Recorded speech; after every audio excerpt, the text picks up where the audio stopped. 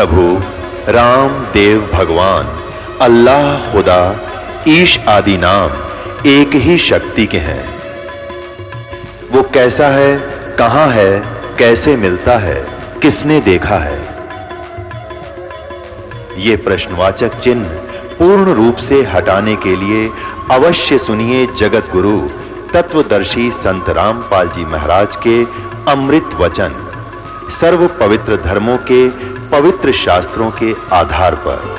तो स्टार्ट में आपको प्रथम मंत्र दिया जाता है, ये आपको ये संसारिक सुख ही देता है।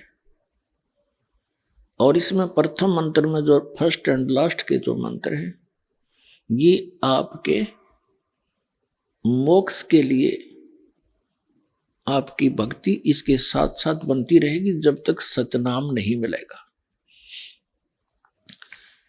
तो ये जो इन 5 प्रधानों के नाम आपको दिए जाते हैं, आपका कनेक्शन कट गया, भक्तिहीन हो गए, पुनर्जन्म के पुण्य रहे नहीं, तो नए सिरे तो चार्जिंग लानी पड़ी या तो धीरे धीरे चार्जिंग बढ़ती चली जाएगी, आपकी बैटरी फुल हो जाएगी। कुछ भी काम करिए फिर तो कुछ ही दिनों में आपके बहुत काम सरेंगे, बहुत लाभ होगा। और अन्य व्यक्ति आपको देखा करेंगे, न सोचा करेंगे इनका क्या हो गया, ये कहाँ से आओ इनके इतना पैसा। एक भक्त बता रहा था जी, हमारे पड़ोसी यूं कहें कि यूं वहां जाता है बरवाला, और बरवाला के क्रोथा में हमारा आश्रम था, क्रोथा आश्रम, क्रोथा कांड हुआ जो बदनामी हमारी खूब करी थी न बेतुकी। वहां नोटा की बोरी पागी है, वहां पता नहीं कि बकवास पाई। तो जो ऐसे कहते हैं दूसरे पड़ोसी आपस में, जो कहेंगे वहां जाते हैं इनके महाराज जी पैसे देते हैं इन्हें, और इसलिए इनका साइकिल का भी ब्योंत नहीं था और 2-2 गाड़ी चला। आज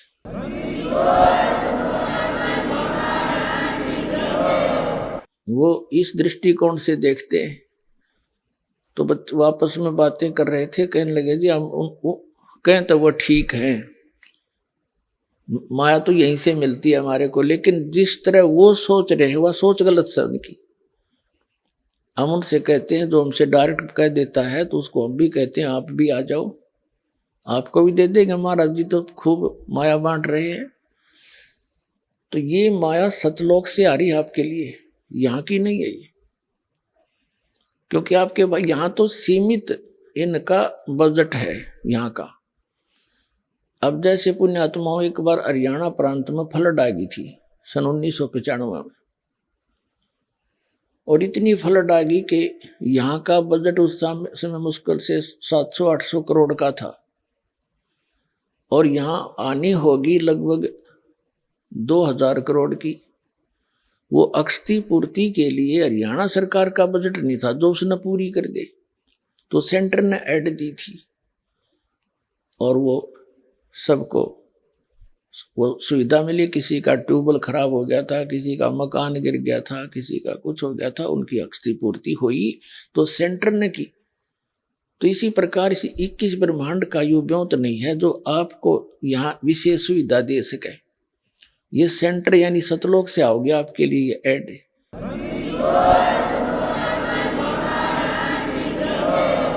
तो इस प्रकार आपने यह तो चिंता छोड़ देनी चाहिए कि अब मुझे क्या मिलेगा क्या ना मिलेगा, लेकिन क्योंकि आप दूध के जले हुए हो, छाछ को भी फूकते हो बहुत दिनों तक, समय लगेगा, धीरे धीरे आपको विश्वास हो जाएगा, और विश्वास ही परमात्मा आपको करा देगा, क्योंकि आपको सुख प्रारंभ हुए और आपका विश्वास दृढ़ होने लगा। आपको लाभ मिलेगा जब आप नियम ठीक रखोगे। यदि नियम ठीक नहीं रखोगे तो फिर बात नहीं बनेगी। जब लग हंसा हमरी आना और काल लगे नहीं तेरा बाणा। कबीर परमात्मा कहते हैं जब तक ये हे हंस, ये प्यारी आत्मा मेरी शरण में रहेगा, तब तक हे काल तेरा कोई अटैक उस पर नहीं हो सकता। और ये परमात्मा के जो नियम हैं ऐसे समझ लेना जैसे लक्ष्मण रेखा होती है। कौन कौन से नियम है? आन उपासना नहीं करनी, जो दास भक्ति बताता है इसमें सभी पूजाएं आ जाती है। इसके अतिरिक्त कोई और पूजा आप अपनी परंपरागत करते हो तो वो शास्त्र विधि को त्याग कर आपका मनमाना आचरण है। श्रीमद् भगवत गीता अध्याय नंबर 16 के श्लोक नंबर 23-24 में कहा कि अर्जुन, शास्त्र विधि को त्याग कर जो मनमाना आचरण करते हैं उनको न तो सुख होता है, न उनकी कोई सिद्धि प्राप्त होती है, न उनकी परम गति होती है। यूजलेस, फिर क्या फायदा डले ढोने का। और शास्त्र में कुल साधना कौन सी है? पवित्र वेदों में, पवित्र श्रीमद् भगवत गीता में और पवित्र सूक्ष्म वेद जो कबीर परमेश्वर के द्वारा दिया गया अमृत ज्ञान सच्चिदानंद घन ब्रह्म की वाणी में जो भी साधना लिखी है, उसके अतिरिक्त जो भी हम साधना करते हैं, भक्ति करते हैं, वो शास्त्र विधि को त्याग कर मनमाना आचरण है। चाहे वो पुराणों का से आपने लिया है, चाहे आपने किसी उपनिषद से वो भक्ति ली है, साधना ली है, यदि वो इन परमात्मा के वेद और गीता से नहीं मिलती तो यूजलेस है।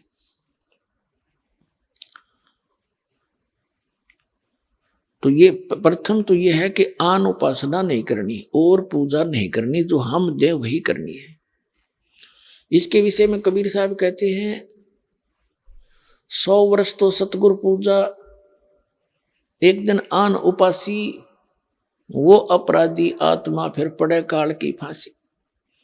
कहते हैं 100 वर्ष आपने अपने गुरु जी के द्वारा बताई हुई यथार्थ भक्ति कर ली और एक दिन आन उपासना कर ली, कहते तेने बैठा दिया, सारा काम बिगाड़ दिया, नाम खंड हो गया, परमात्मा रूठ गया। परमात्मा रूठे पाचे फिर हमारे पास क्या रह गया? चाहे कितनी भक्ति कर ली हो, जिस उद्देश्य को लेकर चले थे वो उससे वंचित रह जाओगे। फिर क्या बताते हैं? परमात्मा की शरण में आने के बाद आपके ऊपर किसी भी देवी देवता, भूत प्रेत, बहरो बैताल का कोई असर नहीं हो सकता। ये सत्कर मान लेना। चाहे को करके देख लियो, कितना कुछ कर लियो, हमने बहुत से प्रमाण भी बता रखे हैं आपको बहुत बार, जो यहाँ भक्त आते हैं जिनके ऊपर इन सियाने सप्टिया ने खूब करके देखा, कोई असर नहीं हुआ, उल्टे वही दुखी हो गए, तो उन्होंने स्वयं फोन करके बताया हमारे बच्चों को, हमारे भक्तों को कि भाई आपकी भक्ति अनमोल है, आज तक हमारे मंत्र किसी पर निष्क्रिय नहीं हुए थे, आप पर यह कारगर सिद्ध नहीं हुए और आप सही लगे हुए। तो पुण्यात्माओं, ये कोई बालकों का बताया मार्ग नहीं है, खुद धनी ने आकर यो ज्ञान दिया अपने बच्चों को जो दास के पास उपलब्ध है।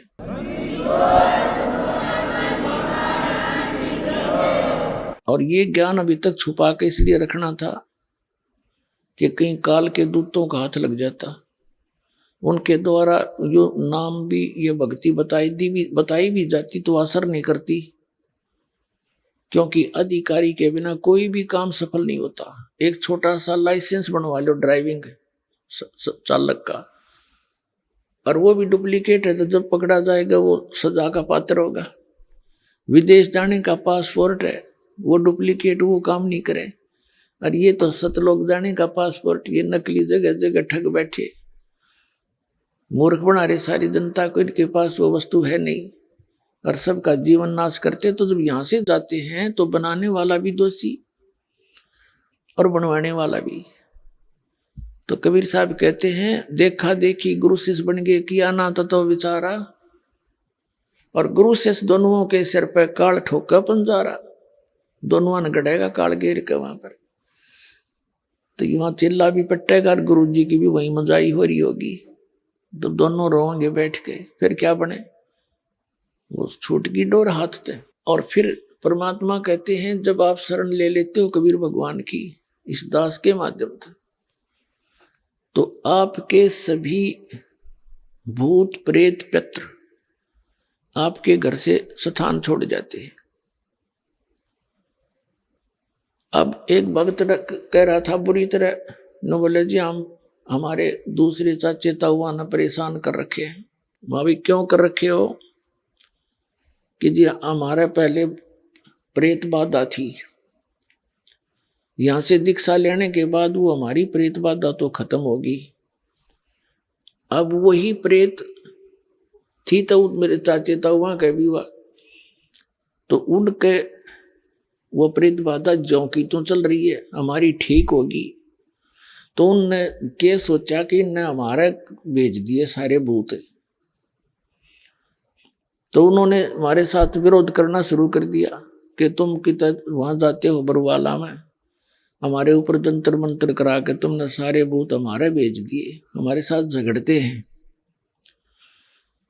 तो मैंने कहा उनसे ये कहो कि आप भी बरवाला आओ और देखो वहां क्या जंतर मंत्र किया जाता है। और इसका तो यही है कि जैसे आप जी ने दीक्षा ले ली, जैसे घर में मच्छर हो मच्छर, और वहां ऑल आउट लगा दे, ये जो आती है कि तो मच्छर उस घर को छोड़कर कहां जाएंगे, उससे बाहर दूसरे घर में घुस जाएंगे जो बिना ऑल आउट का होगा। तो पर हमने भाई ऑल आउट दे रखी आप तई, ये भक्ति का जो सच्चा मंत्र है ये ऑल आउट है।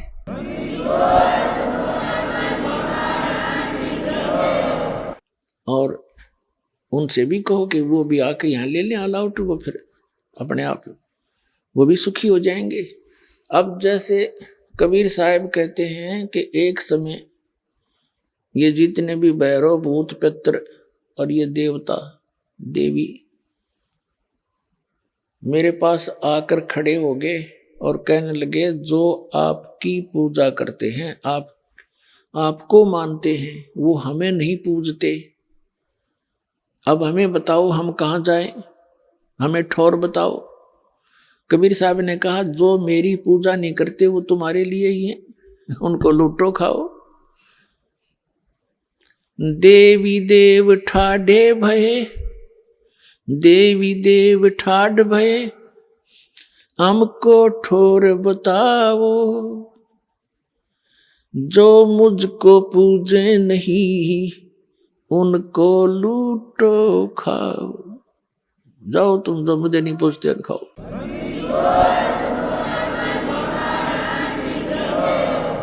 और फिर मर्यादा है बीड़ी शराब मांस तमाकू यानी तमाकू सेवन, मदिरा सेवन, मांस आहार और दुराचार, भ्रष्टाचार, चोरी, डाके, ठगी, मिलावट, ये जुल्म नहीं करना। पुणात्माओं, जब भगवान राज्य प्रसन्न हो गया तो सब कुछ मिल गया, और परमात्मा रूठ गया तो सब छूट गया। तो सबसे पहले हमने ये डर कर रहना चाहिए कि भगवान रुष्ट ना हो। रूठो जग सारा, रूठो ना परमेश्वर हमारा, इन्हीं का है परम सहारा। हमने है भी इसी नहीं का, हमें ज्ञान नहीं, ज्ञान होने के बाद भी फिर हम जानबूझ के गलती करें तो ऐसा अनजान फिर भगवान नहीं कि आपकी फिर भी मदद करेगा, नहीं। इतना ज्ञान दिया जाएगा कि इंसान गलती नहीं कर सकता भूल के भी, ना चोरी कर सकता, ना जारी कर सकता, ना रिश्वत ले सकता। जहर दिखाई देगा, किसके लिए लेंगे? तो ये जो मर्यादा आप रखोगे फिर परमात्मा की बरकत देखना। अभी हम अपने हिसाब से तो चल ही रहे थे, दूनी बिरान मट्टी करवा ली, अपनी जीव संज्ञा की सोच से तो हम चल ही रहे थे, कुछ भी लाभ नहीं हो रहा। अब इस दास के बताए अनुसार परमात्मा पर विश्वास करके देखो कुछ दिन, फिर देखिए आपको क्या सुख होगा। आपकी जबान का थूक सूख जाएगा दूसरे को बताते बताते।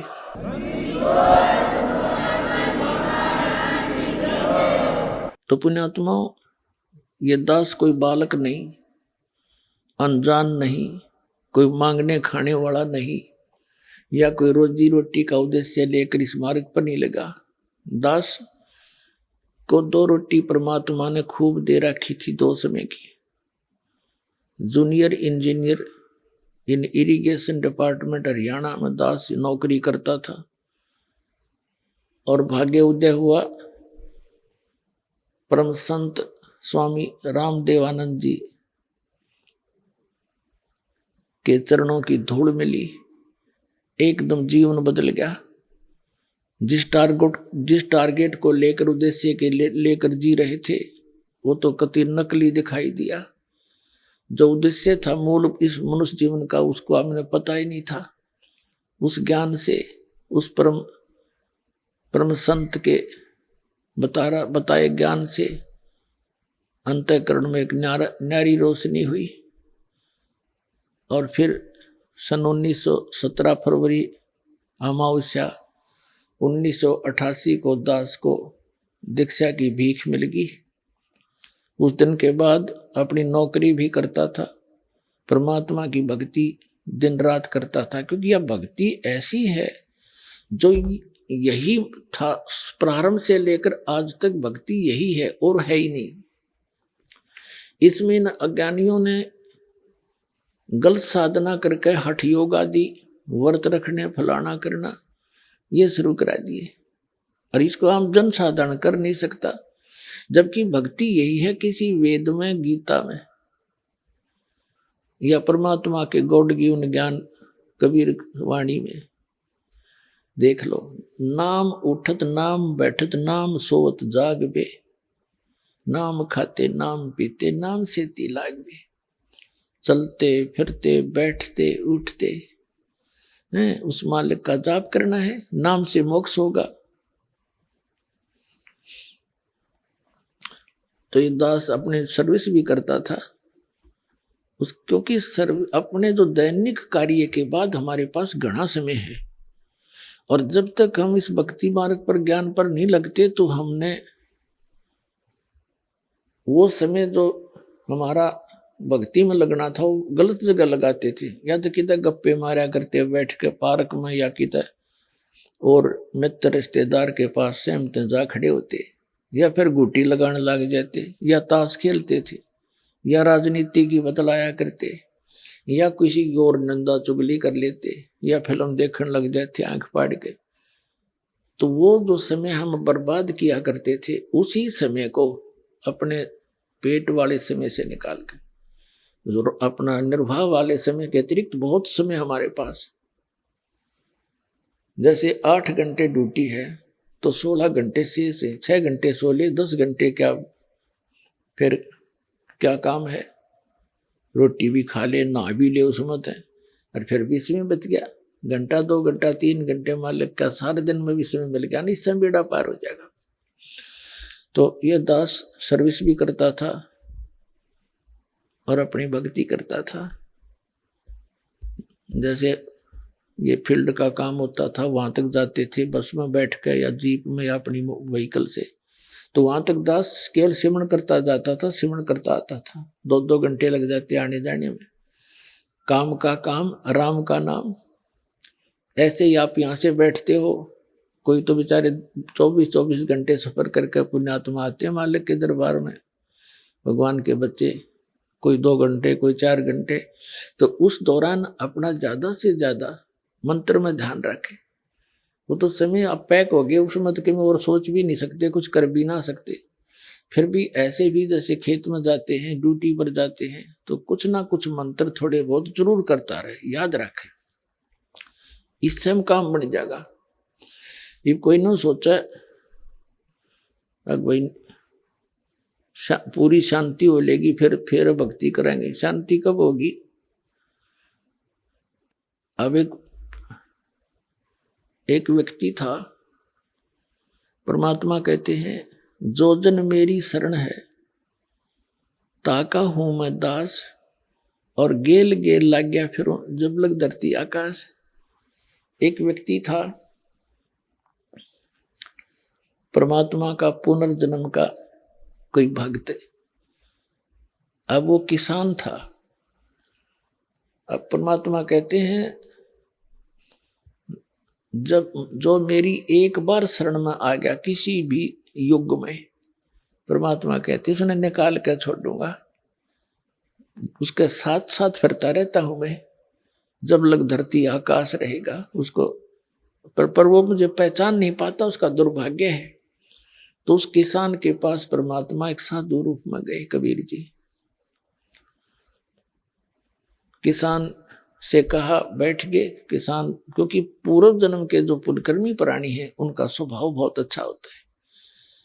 साधु संत अतिथि का बहुत सत्कार करते हैं। बड़ा सत्कार किया, हो महाराज बैठो, महाराज हैं भाई, नहाओ धुआए, कपड़े हैं धोए, बच्चा तक कवा के धोआए, खाना खिलाया।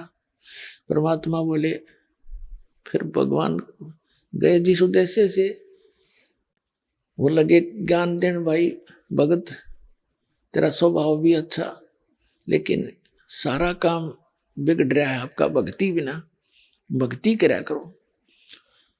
किसान कहने लगा, महाराज जी ये बैठे हम नहीं भक्ति करने का, ये बस समय नहीं, छोटे छोटे बालक हैं, कमाना है, खेती करूंगा, थोड़े से बच्चे समझदार हो जाएं, ये अपना काम संभाल दे महाराज जी, फिर मैं भक्ति ये करूंगा, मैं और काम में को नहीं। महाराज परमात्मा चले गए। अब वो बच्चियों की शादी भी कर दी, बच्चों ने खेत का काम भी संभाल लिया, और उनका पोता पोती भी हो रहे। जब परमात्मा गए, अगुवाई किसान भक्त, अब होगी तो न फुर्सत, आ जाओ ईब कर ले, भक्ति ले ले नाम।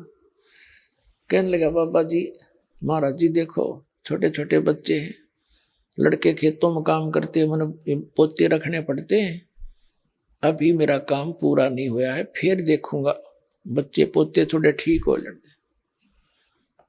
परमात्मा ने बहुत कुछ समझाने की चेष्टा की, पर कोई ना असर हुआ उसके नालायक के। अब क्या हुआ, कुछ दिनों के बाद वो मर गया। ये तो समय आना ही है एक दिन। अब मृत्यु होगी उस भक्त की, लेकिन साधु सेवा का फल निष्फल नहीं जाता। परमात्मा कर्म बनवाते हैं ऐसे। उसके 2-4 बार गए, उसने सेवा शुश्रूषा की, उसके पुण्य बन गए साधु सेवा, भगत की सेवा करने से। तो क्या देखा कि वो किसान मृत्यु को प्राप्त होकर उन्हीं के घर में बैल बनकर खेतों में चल रहा है, अपने ही बच्चों के यहाँ। अब परमात्मा पहुंचे वहां खेत में, जहां उसका लड़का उस अपने पिता को बैल को जोत रहा था, उन्हीं की गाय से उत्पन्न हुआ था। कहते हैं, जहां आशा ता बासा हुई, और मन कर्म वचन सुमरियो सोई। अब कबीर परमात्मा पहुंचे वहां पर खेत में, जहां उसका पिता, उसका पुत्र हल जोत रहा था। वो भी जानता था, महाराज जी कई बार चक्कर लाक आए थे। कहा, महाराज, परमात्मा ने कहा कि भाई तेरे पिताजी कहाँ हैं? जी वो तो मृत्यु को प्राप्त हो गए महाराज, 4-5 वर्ष हो गए। अच्छा, 4-5 वर्ष हो गए, कहा ठीक है। उस जो बैल वहीं बना हुआ था, उसके कान में जाकर परमात्मा ने कहा कि भाई तो तेरे को कितना समझा था भले आदमी, देखी बैल बनकर खड़ा हो गया। अब भी मान ले मेरी बात, तेरी अजूनी छुटवा दूंगा, तेरा अभी शरीर छुटवा देता हूं और तुझे मनुष्य जीवन दिवा दूंगा। अब परमात्मा तो सबकी भाषा समझते हैं। वो बैल कह रहा है मन मन में, अक बाबा जी तेरा दिमाग खराब हो रहा है, अब मैं मर गया, यहाँ कोई और बैल आ जाएगा और वो काम ठीक करे नहीं का तो मेरे बच्चा नानी नहीं हो जाएगी। अरे तेरा गजब हो, देख कहां तक का ठेका ले रखा है। परमात्मा बोले भाई ठीक है, मत मान नहीं। कुछ दिनों के बाद वो बैल का जीवन भी पूरा होना ही था, फिर बन गया वो सर्प। सर्प की योनि बन में क्या होता है, अब कभी उसने थोड़े बहुत पैसे दबा रखे होंगे कि तो जमीन में 200-400 रुपये, और वो मृत्यु को प्राप्त हो गया, बता नहीं पाया को ना। तो सर्प को ये चेतना रहती है, वो उस घर में घूमता रहता है आसपास उस क्षेत्र में जहां वो कभी धन दाब गया था। अब वो आया फिर अपनी वो बैंक बैलेंस से मारने के लिए सिर्फ वहां पर उनके आंगन में गए घूमे घर में गए, जहां उसने को 100-200 रुपये दबा रखे थे मिट्टी में, भूल भाल गया ना परिवार को पता। वो देख लिया, उसके पुत्रों की बहुओं ने, पत्नियों ने शोर मचाई, सरप सरप। वह बेटे आए लठ लेकर और वो चला, फिर मोरी में से निकलने की चेष्टा कर रहा था। उसका 1-2 लाठी लागी कमर पे, जाके सटता बाहर। 1-2 डंडा लग गया, वो टूट गया बीच से। वो जाके एक बोझड़े में झुंड में पड़ा पड़ा अपना तड़फ रहा। तब परमात्मा फिर गए, कहने लगे भगत अब भी मान ले मेरी बात ने। न बोला जी मान लूंगा, इब्ते में मेरा पीछा छुटवा दो। कबीर परमात्मा बोले भाई शरण मत आया पर सांकली तुड़वा का आया तू। तेरा अड्डी पसली एक होली जब समझ में आई, और पहले आ जाती होती न तेरा काम ना बन जाता। तो पुण्यात्मा जो समझदार व्यक्ति हैं वो तो जल्दी शरण ग्रहण कर लेंगे, ना बाकी के फिर सांकड़ी तुड़वा का आएंगे, आना पड़ेगा यहीं पर।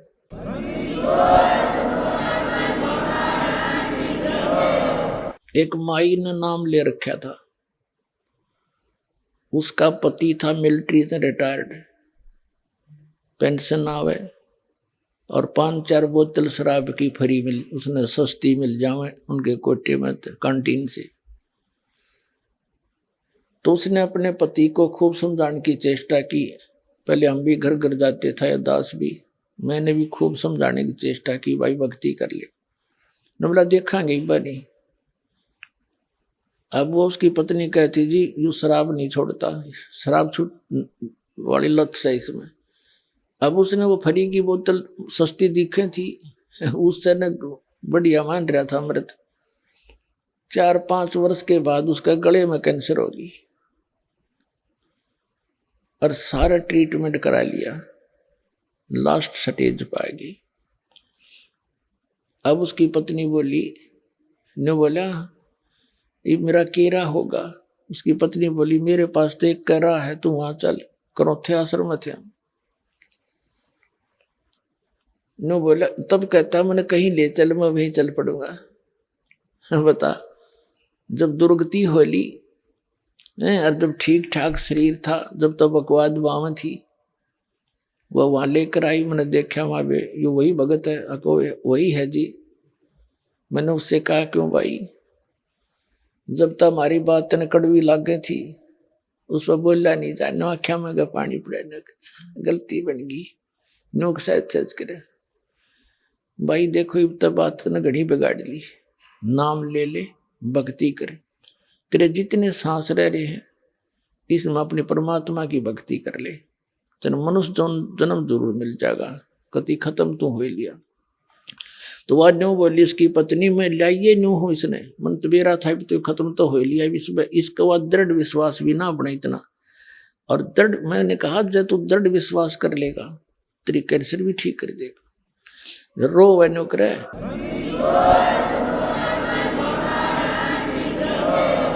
जब तो इन्हू ना करकड़े न्यू के कति जो कहोगे वह कर लूंगा। मेरे दौरती भक्ति करने का मंत्र है, इसको शुरू करे, सुनेगा। उसको 60% राहत होगी 10 दिन, और ठीक होते फिर लाग गया गाली देने, बेटी के बाप के उसके लाग रहे खोटे। 2 महीने के बाद फिर कति एक बार घरवाली भी असरत में पड़ गए, रिश्तेदार भी नो क्या हो गया और ठीक हो गया, तो जमा 60% रिकवरी होगी। फिर लाग गया बकवाद करने, नियम रखा नहीं, फिर मृत्यु को प्राप्त हो गया। तो उसको फिर भी मनुष्य जीवन कभी ना कभी दाता फेर देगा। अब शरण में शुरू हो गया, तो इस एक तो बुद्धिमान तो है पहले आ जा, और कर्महीन फिर सांकली तुड़वा का आवेगा, पांडा पीछा छूटेगा यही आने से। तो बुद्धिमान व्यक्तियों को चाहिए ज्यादा देर नहीं करे, समझदार है, कोई बालक नहीं। तो पुण्यात्माओं, इस प्रकार इस परमात्मा की शरण में आने से आप जी को एक विशेष राहत मिलेगी, और जो संसारिक सुख हैं वो भी मिलेंगे। और जो आपके ऊपर प्रारब्ध के संस्कार कर्म आवेंगे वो भी पाप कर्म वो ठीक होंगे। कहते हैं संत शरण में आने से आई टले बला, जय मस्तिष्क में सूली हो वो काटे में टल जावे। सतगुरु शरण में आने से आई टले बला, और जय मस्तिष्क में, जय भाग्य में मृत्यु हो, सूली की सजा हो, फांसी की सजा हो, वह काटे में टल जा। पुण्यात्माओं, ये कथाएं ही नहीं है, एक बहुत बड़ा आपके लिए एक दिशा निर्देश है इस भक्ति मार्ग में। एक माई थी विधवा, उसके एक पुत्र, और वो लड़का कुसंगत में पड़ के शराब पीने लग गया और ना कोई काम करे। और उस माई ने अपनी एक दो भैंस गाय बांध रखी थी, उन्हीं के दूध से अपना गुजारा वो कर रही थी। कबीर साहब की लीला है, परमात्मा कबीर जी ये हमारे पिता हैं, ये हमारी माता है, ये हमारे मित्र हैं, सखा हैं, ये हमारे भाई और बंधु हैं। तो ये अब हमारे लिए भटकते रहते हैं। कहते हैं सो चल सीधर मैं करूं अपने जन के काज। जहां पर भी इसकी प्यारी आत्माएं पुनर्जन्म के संबंधित कोई रहा होता वहां ये पहुंच जाते हैं। जैसे ऋग्वेद मंडल नंबर 9 सूक्त नंबर 1 मंत्र 8 में एक प्रमाण दिया है कि परमात्मा सब संकटों का नाश करने वाला है, और वो हम सभी प्राणियों की 3 प्रकार की स्थिति से वो धारण पोषण करता है। एक शरीर में तो सतलोक में रहते, एक स्थिति में सिंहासन पर विराजमान है, ऐसा मनुष्य सदर शरीर है, सिर पे मुकुट है, ऊपर छत्र है, और एक रोमकूप में करोड़ सूर्य मिला दे करोड़ चंद्रमा, ऐसा उनका उसे अधिक प्रकाश है। ये तो परमात्मा वहां सतलोक में एक बहुत बड़े उसमें रहते हैं, एक मंदिर नुमा एक स्तूप के अंदर। और दूसरी स्थिति में वो प्रत्येक युग में शिशु रूप धारण करके कमल के फूल पर सरोवर में प्रकट होते हैं। इस कारण से वो नारायण कहलाते हैं। और धीरे धीरे बड़ा होकर के एक जनसाधारण जैसी भूमिका प्रत्येक युग में करके दिखाते हैं कि भगवान न्यों मिलेगा, इन बकवादा तो भगवान नहीं मिलेगा। परमात्मा कहते हैं कि गिरवीर जोड़ वडेर हैं ये माया के धनवंत, रावण की जो लुटेंगे जहां पाँव नडे नहीं संत, जहां संत नहीं जाते। चाहे कहते हैं गिरिवर जोड़ वडेर हैं ये माया के धनवंत, जिनके पास धन है, पैसा है, न कोई गांव में 1 नंबर का सेठ है, कहते हैं उनकी पहाड़ जैसी महिमा है। और वो अंत में ऐसे लौटेंगे जैसे रावण की वीरानमेटी हुई थी, जहाँ भगत और जहाँ संत की शिक्षा नहीं होती, दीक्षा नहीं होती। गिरवीर जोड़ वडेर हैं ये माया के धनवंत, रावण की जो लुटेंगे जहाँ पाँव नडे नहीं संत, जहाँ संत मेहमान नहीं होते, जहाँ संतों का संग नहीं होता। तो परमात्मा प्रत्येक युग में आते हैं और इस तरह की लीला करते हैं। जैसे दुल्हा रूप में एक झोंपड़ी में रहा करते थे, हाथ से काम करते थे, भक्ति भी करके दिखाते थे, उनको जरूरत नहीं थी भक्ति की, लेकिन हमारे लिए एक एग्जाम्पल कोड करके गए, उदाहरण दे कर गए, वो एक भूमिका की तुम ऐसे करो। और जो भी आप उनके पास मेहनताना आता था कपड़े के बुनने से, उसमें से जो घर के योग्य आहार के लिए जो चाहिए था वो सामान लाकर बाकी जो पैसा बच जाता था उसका सत्संग कर देते थे, भंडारा करा देते थे, भगत बुला के खाना सत्संग करते थे, वहाँ खाना खिला देते थे, सत्संग भी सुनाते थे। और फिर हमें ये बताना चाहते थे कि तुम विश्वास करोगे ना मेरे पे, ऐसे करो फिर देखना मैं क्या करूंगा तुम्हारे लिए। एक बार किसी ने झूठी चिट्ठी डाल दी थी कबीर जी के को तंग करने के लिए, नीचा दिखाने के लिए कि वो भंडारा करेगा 3 दिन का। सब साधु संतों के डेरा में कि सभी आइयो 3 दिन का भंडारा है, और एक एक असर भी देगा प्रत्येक भोजन के बाद। ये लिख रखा है चिट्ठी में। एक दोहर देगा, दोहर होती थी बहुत सुंदर कंबल टाइप। तो सभी मंडलेश्वर, सभी डेरा के संत अपने सारे चिल्ला ने लिया। एक जितनी बार जितनी रोटी खाएंगे, ये थमाया के पुजारी थे, और सबको एक एक असर भी मिलेगी, एक एक दौर मिलेगी प्रत्येक भोजन पे। तो उनका मुखिया ने सोची थी खूब जोटा लगेगा, खूब पैसे मिलेंगे, खूब दौड़ मिलेंगे, उन्हें बेच के फिर पैसे ले लेंगे, अपना काम चलाएंगे।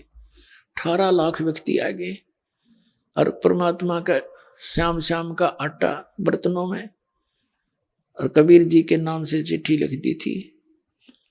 अब परमात्मा ने दूसरा रूप बनाया, सतलोक में गए, और वहां से 9 लाख बैलों से, अपने सतलोक से 9 लाख बैलों के ऊपर, पहले यही थी ट्रांसपोर्टेशन, 9 लाख बैलों के ऊपर सारा सामान लाद के, चीनी, घी, आटा, चावल, सब कुछ, और वहां ला के टेंट लगा दिए नारे नारे। वही सतलोक से ही परमात्मा के बच्चे हंस रूप में आए, और वही हंसों को परमात्मा ने बैल बना के लाए, फिर जाके वो वैसे ही बना दिए, और बाकी सेवादार भी उनके साथ आए, और अपना दूसरा रूप बना के एक टेंट में विराजमान हो गए, और काशी के चौपड़ के बाजार में वहां लगा दिए हजारों की संख्या में टेंट। और उन टेंटों में नो कारण ढेर के ढेर पूरियां के न्यारे, चावल के अलग, दूध के डेग भरे हैं, और आटा की बोरियां के नरे। और वहां कहते बिना पकाया पक रहा। अब आते ही 18 लाख आदमी का खाना खिलाना, हाथ पांव फूल जा पूरे भारतवर्ष के प्रधानमंत्री के 18 लाख आदमियों को जो एक बार रोटी देनी पड़ जाता है। एक टेंट में आप बैठ के, केशव नाम किसे एक कहा, मेरा केशव नाम है, बंजारा, बंजारा होते हैं बिजनेसमैन, पहले वो वणिज करते थे, बंजारे होते थे, बैलों के ऊपर सामान लेकर इधर से उधर, एक मंडी से दूसरी मंडी में बैलों पर सामान लाद कर ले जाते थे, वहां से बेच कर दूसरा सामान लाते थे, जैसे आजकल ट्रक हो गए। इससे पहले बैलगाड़ियां होती थी, पहले उससे पहले बैलों के ऊपर ये ट्रांसपोर्टेशन होती थी, ट्रांसपोर्ट का काम हुआ था। उनको बंजारे कहा करते थे। तो 3 दिन तक 18 लाख व्यक्तियों को 3 दिन और रात, दिन रात भंडारा चलो, खुला भंडारा, गैब का बिन चिट्ठी बिन नाम।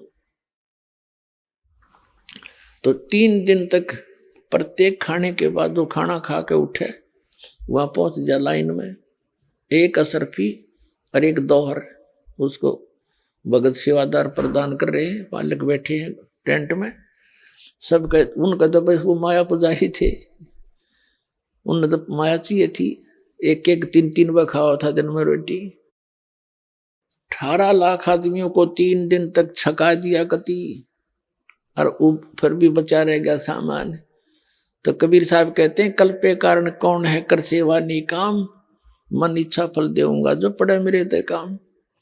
अब वो ये बताया है कि जैसे मैं एज ए कबीर भक्त एक रोल कर रहे थे, यदि तुम ऐसे चलोगे और तुम पर कोई फिर ऐसी आपदा आवेगी, तो वो आपदा गौड़ सतरते ही दूर हो सके थी, जीव के बस की नहीं थी। तो परमात्मा कहते हैं, जब धनी ते काम पड़ेगा, तेरा कोई आपत्ति आवेगी, फिर देखना मेरे हाथ बहुचक्का कर दूंगा सारे संसार को।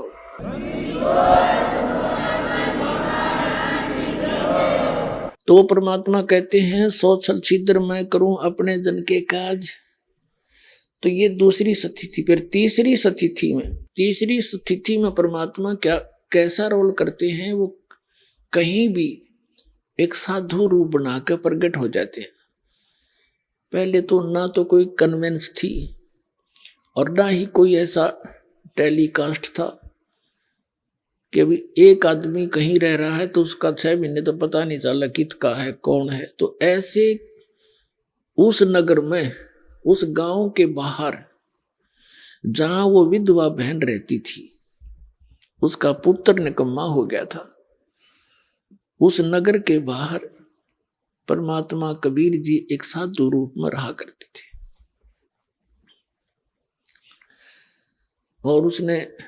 और परमात्मा बताया करते थे कि मेरे कई आश्रम हैं भाई, मैं 2-2 1-1 महीना आपके आश्रमों में रुकता हूं। अब जैसे परमात्मा साधु रूप में उस आश्रम में आते थे, 1 महीना या 2 महीने रुकते थे, फिर चले जाते थे।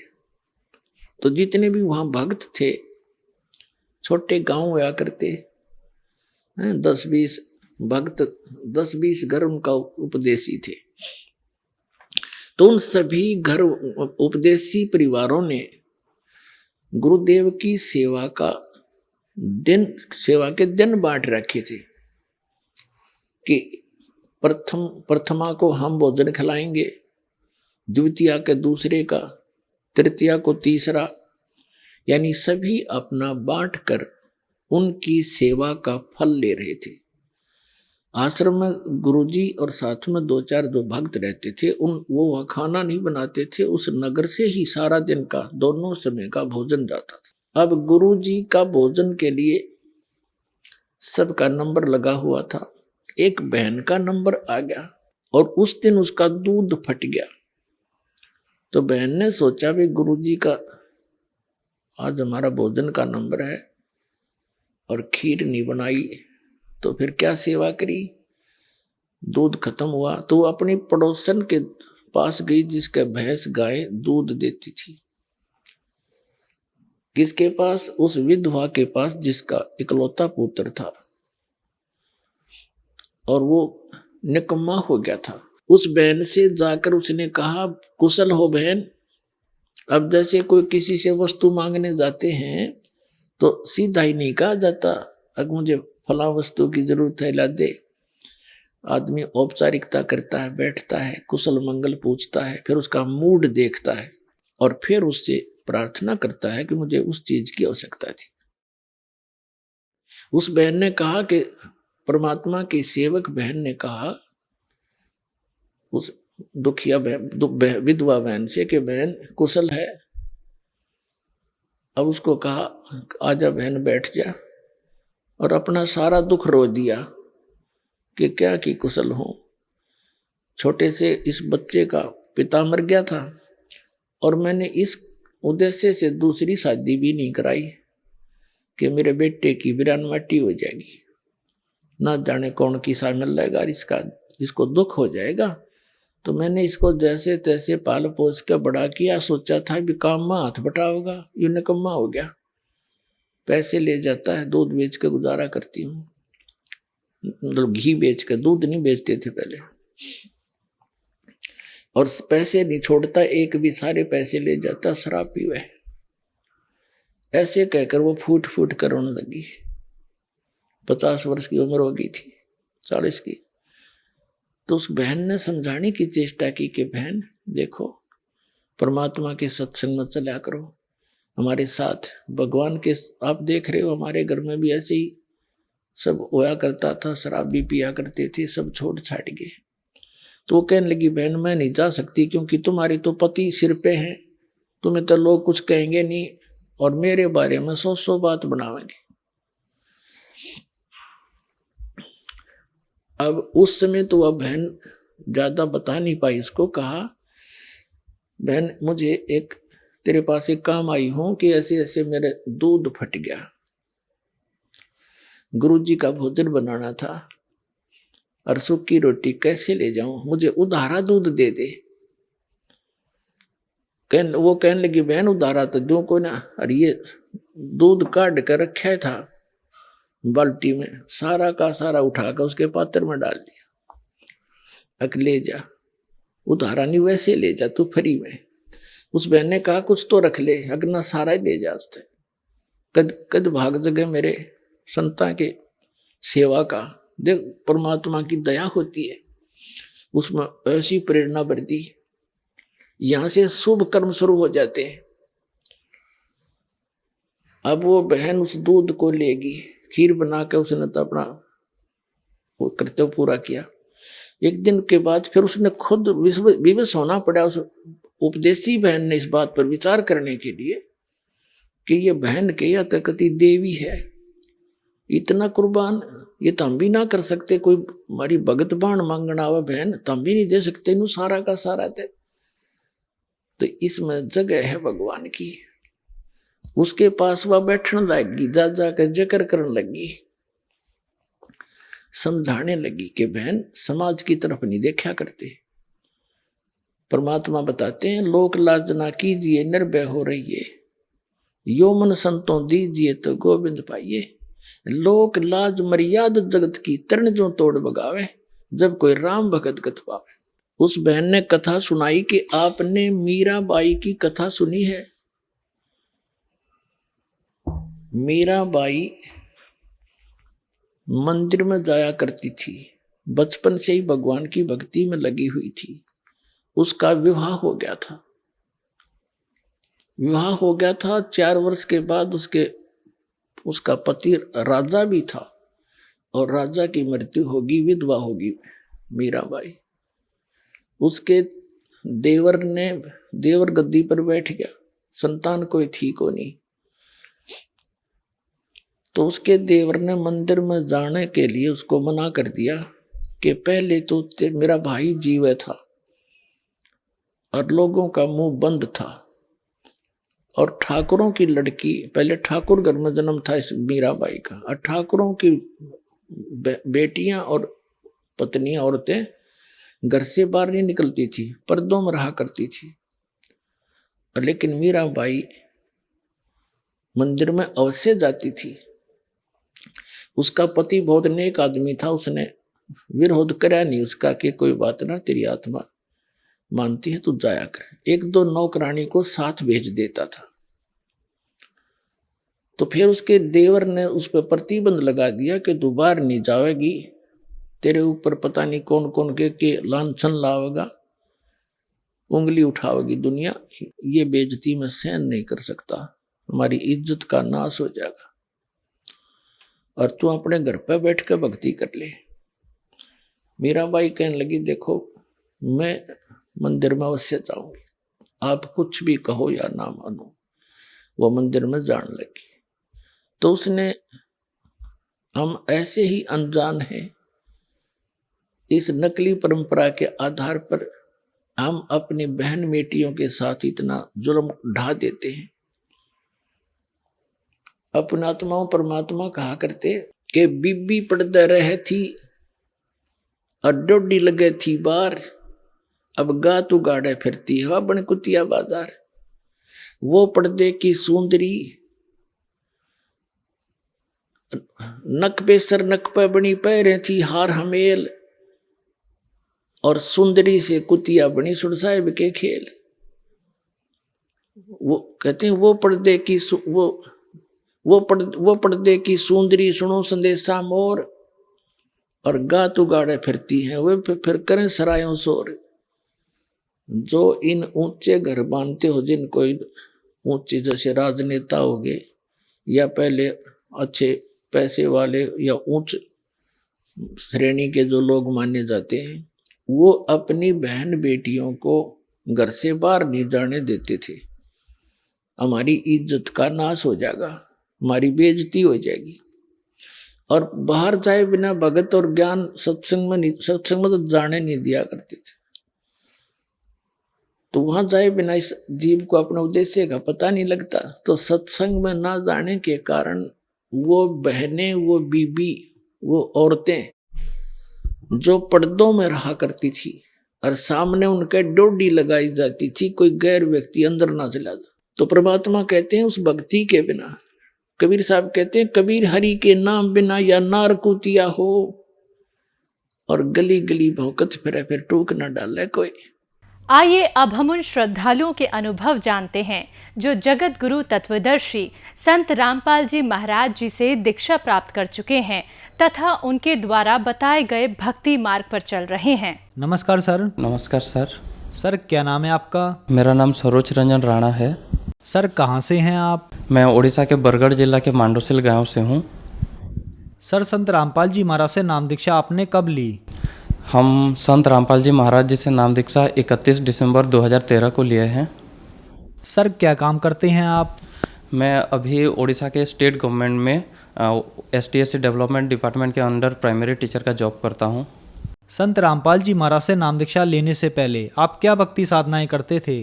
जैसे कि हिंदू धर्म में 33 करोड़ देवी देवताओं का पूजा जाता है। ब्रह्मा, विष्णु, महेश, दुर्गा माता, लक्ष्मी जी, गणेश सभी का पूजा करते थे। और मेरे पापा अवधूत बाबा शिवानंद जी महाराज से नाम दीक्षा ले रखे थे। तो फिर आप संत रामपाल जी महाराज की शरण में कैसे आए?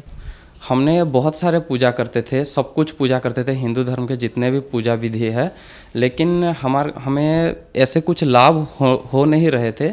जैसे कि हम देख रहे थे कि बहुत सारे फिजूल के खर्चे आ जाते थे। मिडिल क्लास फैमिली में बिलोंग करते थे पहले, अभी भी हैं, तो बहुत सारे खर्चे ऐसे आ जाते थे और हर साल हर एक दिन पूजा ऐसे लगे रहते थे, कोई लाभ नहीं होता था। धीरे धीरे मम्मी की तबीयत बिगड़ने लगे, मम्मी का डायबिटीज़ निकल गया। कम से कम मैं जब छोटा था 4 या 5 क्लास में पढ़ता था, उसी टाइम से ही मम्मी का डायबिटीज़ निकल गया था। घर में गृह कलेश भी बढ़ने लगे, पापा शराब पीने लग गए थे, ऐसे नौबत हो गए थे हमारे। तो एक दिन पापा जब नाम दीक्षा ले रखे थे अवधूत बाबा शिवानंद जी महाराज से, उनके सत्संग के बाद ही उसी चैनल में संत रामपाल जी महाराज के सत्संग आते थे। तो मतलब बहुत दिन जाने के बाद पहले वाले सत्संग को देख रहे थे शिवानंद जी महाराज के, कई दिन तक उसके बाद पता चल गया कि संत रामपाल जी महाराज के सत्संग आ रहे हैं, देखना स्टार्ट हो गया। तो सत्संग देखते देखते 1-2 महीना बीतने के बाद आश्रम को कॉल किए, वहीं से एक पुस्तक मंगवाए पापा। तो उस टाइम भक्ति सौदागर को संदेश उस पुस्तक भेज दिया आश्रम से, बरवाला आश्रम से। तब उस किताब को 1 महीने के बाद, 1 महीने तक पढ़ने के बाद समझ में आएगा कि असली पूजा विधि क्या है, असली साधना क्या है। तो पापा, मम्मी, हम मेरे और एक दीदी है और एक छोटा भाई, हम सब ने पढ़ा पुस्तक को।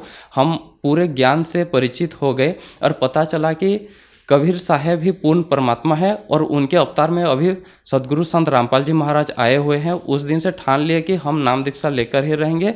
तब सन 2013 अप्रैल के महीने में पापा बरवाला आश्रम गए और वहाँ से संत रामपाल जी महाराज से नाम दीक्षा ले लिए। और उसके 1 महीने बाद मेरे मम्मी ले लिए और 2-3 महीने के अंदर हम तीनों भाई बहन भी संत रामपाल जी महाराज के शरण में आ गए। सर संत रामपाल जी महाराज से नाम दीक्षा लेने के बाद आपको क्या लाभ मिले? पहले बात तो यह है, हमें सही भक्ति विधि मिल गया, मोक्ष का मार्ग मिल गया। दूसरी बात, ऐसे शारीरिक लाभ, सांसारिक लाभ बहुत हुए हैं। पहले बात, मेरे मम्मी को कहीं पर भी कार, बस या किसी भी व्हीकल में, जैसे बोलेरो हुआ, 10 किलोमीटर भी चली जाती थी तो उसको उल्टी आना शुरू हो जाती थी। वो कभी जा नहीं सकती थी, सिर्फ बाइक में पास में जा सकती थी। लेकिन जब नाम दीक्षा लेने के लिए बरवाला आश्रम जाना था तो हमारे उड़ीसा के बरगढ़ जिला के पास नुआपड़ा जिला है, वहीं पे खरिया रोड रेलवे स्टेशन है, वहीं से हमको जाना होता है पूरे निजामुद्दीन तक। वहीं से फिर निजामुद्दीन से रोहतक, जींद होके बस से फिर बरवाला आश्रम जाना होता था। तो हमने सोच लिए थे कि मम्मी कैसे जा पाएगी, लेकिन सदगुरु संत रामपाल जी महाराज के इतना दया हुआ कि मम्मी को एक बार भी उल्टी नहीं आई, सही सलामत आश्रम चली गई, वहीं से नाम दीक्षा लिया और वापस भी आ गए। और जब वापस आ रहे थे, वही खरिया रोड रेलवे स्टेशन के उतर के बाइक से घर आ रहे थे, तो रास्ते में क्या हुआ, एक्सीडेंट हो गया। मेरे पापा और मम्मी दोनों बाइक में थे, बाइक का एक्सीडेंट हो गया। तो पापा को तो कुछ नहीं हुआ बाइक में, लेकिन वहीं चारों ओर जितने लोग थे उनको लगा कि बहुत ही बड़ा एक्सीडेंट हो गया है। और मम्मी बाइक से गिर रही थी, लेकिन मम्मी को पता चला कि वहीं पे गुरुजी आके उसके हाथ पकड़ के उसको खड़े कर दिए हैं और मम्मी सही सलामत बच गई। फिर उसके बाद धीरे धीरे संत रामपाल जी महाराज से नाम दीक्षा लेने के बाद मेरे पढ़ाई में बहुत सुधार आ गए। मैं 12th के बाद डीएड कर रखा हूँ, यहाँ उड़ीसा में डीएलएड कहते हैं, डिप्लोमा इन एलिमेंट्री एजुकेशन। तो 2017 में मेरा डीएड कंप्लीट हो गया। उसके बाद मुझे बस टेंशन लगा रहता था कि मुझे जॉब कैसे मिलेगा, गवर्नमेंट जॉब कैसे मिलेगा। तो उड़ीसा में उस टाइम पोस्टिंग नहीं निकल रहे थे। 2018 में वेलफेयर डिपार्टमेंट, जो STSC डेवलपमेंट डिपार्टमेंट है, उसके अंडर बरगढ़ जिले में सिर्फ पोस्टिंग निकल आया। और मेरे जो 12th साइंस डीएड है उसके बस 8 ही पोस्ट बचे थे। तो मैं सोच रहा था कि मुझे पोस्ट नहीं मिलेगा, पोस्टिंग नहीं हो पाएगा। लेकिन जब मैंने उसके लिए फॉर्म डाला और उसका सिलेक्शन हुआ तो मेरा टॉप रैंक पे सिलेक्शन हो गया था और 2019 मार्च 2 तारीख को मेरा सिलेक्शन हो गया। और वेलफेयर डिपार्टमेंट बहुत दूर दूर में पोस्टिंग होता है, लेकिन संत रामपाल जी महाराज के दया से मेरे घर से बस 25 किलोमीटर दूरी के पे स्कूल पे मेरा पोस्टिंग हो गया। उसके बाद जब संत रामपाल जी महाराज जी से नाम दीक्षा ले लिए हम लोग, हमारे पहले से जो गृह कलेश हो रहे थे वो सारे ख़त्म हो गए। हम पहले बहुत कर्जा लेते थे, बहुत मतलब पापा को जब भी पैसे की ज़रूरत हो तो बहुत कर्जा हो जाता था बाहर से, बैंक से। लेकिन नाम दीक्षा लेने के बाद हमारे जो फिजूल के खर्चे हो जाते थे वो सारे कम हो गए और धीरे धीरे सारे कर्जा ख़त्म हो गए। अभी कोई भी कर्जा नहीं होता। सदगुरु रामपाल जी महाराज की दया से आर्थिक स्थिति बहुत सुधार आ गया है। और नाम दीक्षा लेने से पहले करीब 10 या 11 साल से मम्मी को डायबिटीज़ था, तो उसके हालत बहुत ख़राब हो गए थे, वो खाना भी नहीं बना सकती थी घर पे। लेकिन संत रामपाल जी महाराज के नाम दीक्षा लेने के बाद उसके डायबिटीज़ में सुधार आने लगा और 1 महीने में पूरे स्वस्थ हो गए। वो मिठाई भी खा लेती है, आलू भी खा लेती है, कोई भी मीठे की सब्जी सब कुछ खा लेती है, अभी कोई दिक्कत नहीं है। और बचपन से जब हम स्कूल में पढ़ाई करते थे उस टाइम से कुसंस्कार से बहुत नफरत हो गए थे। मेरा सोच बहुत ही अलग रहता था। मैं सोचता था कि जब मैं बड़ा होकर शादी करूँगा तो वो बिल्कुल भी दहेज मुक्त रहे, कोई भी कुसंस्कार उसमें जोड़ ना रहे। तो पहले तो जब हम दीक्षा नहीं लिए थे संत रामपाल जी महाराज जी के, तब तो समाज के लोग कहते थे कि इतना दहेज लाना, ऐसे करना, बहुत सारे लोगों को इकट्ठा करना, बाराती में 10-12 गाड़ी लेना, तो ये सारे मुझे गलत लगता था और बहुत ख़राब लगता था। जब हमने संत रामपाल जी महाराज जी से नाम दीक्षा ले लिए, उनके मार्ग पे चलते हुए अभी सन 2021 अगस्त 1 तारीख को मेरा दहेज मुक्त शादी हुआ। उसी में ना कोई फिजूल का खर्चा था, ना कोई बैंड बाजा, ना कोई बाराती, बस परम सदगुरु संत रामपाल जी महाराज के विधि से सब लोगों के सर्व सहमति से हमारा शादी संपन्न हो गया। ये सब सदगुरु संत रामपाल जी महाराज के तत्वज्ञान के वजह से संभव हो पा रहा है। जब संत रामपाल जी महाराज से हम दीक्षा लेते हैं, हम तत्वज्ञान से परिचित हो जाते हैं और वही एक सच्चा संत है जिन्होंने पूरे संसार से कुसंस्कार को हटाने की जिम्मेदारी ले रखे हैं और उनके सारे अनुयायी अभी उनके मार्ग पर चलते हुए सारे कुसंस्कार से दूर रहे हैं, दहेज मुक्त शादियाँ कर रहे हैं, ब्लड डोनेशन कैंप कर रहे हैं, ऐसे बहुत सारे समाज सुधार के कार्य में लगे हैं। ओडिशा के जितने भी युवा हैं वो तो अभी बहुत सारे बेरोजगारी से जूझ रहे हैं, और बहुत सारे युवा ऐसे नशे में लग गए हैं, शराब पीते हैं, बहुत सारे गंदे कार्य में लगे रहते हैं। तो उन सभी युवा से मेरे निवेदन है, संत रामपाल जी महाराज के लिखित एक अनमोल पुस्तक है जीने की राह, उसे पढ़े और उस ज्ञान को समझे और अपने मोक्ष और कल्याण करवाने के लिए संत रामपाल जी महाराज जी से नाम दीक्षा ले लिए। एक बात हम समझ गए कि इस पूरे दुनिया में संत रामपाल जी महाराज के अलावा और कोई संत नहीं है और उनके ज्ञान के अलावा और कोई ज्ञान नहीं है। वही सच्चा ज्ञान है और उसी ज्ञान के तहत ही हमें मोक्ष मिल सकता है। और मोक्ष पाने के लिए हम हरियाणा बरवाला जाए और सतलोक आश्रम से नाम दीक्षा लिए संत रामपाल जी महाराज जी से। संत रामपाल जी महाराज से नाम दीक्षा कैसे ली जा सकती है? अभी संत रामपाल जी महाराज के बहुत सारे चैनलों में सत्संग चलता है। उसी सत्संग चलने के टाइम में उस सत्संग के नीचे एक पट्टी में सतलोक आश्रम का नंबर रहता है। कोई भी श्रद्धालु चाहेंगे तो उसी नंबर से आश्रम में कांटेक्ट करके अपने नज़दीकी नामदान सेंटर का पता लगा सकते हैं और संत रामपाल जी महाराज जी से नाम दीक्षा ले सकते हैं। धन्यवाद सर। धन्यवाद।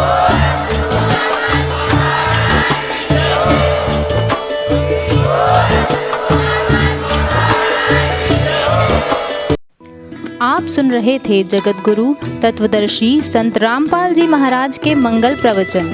अधिक जानकारी के लिए संपर्क करें।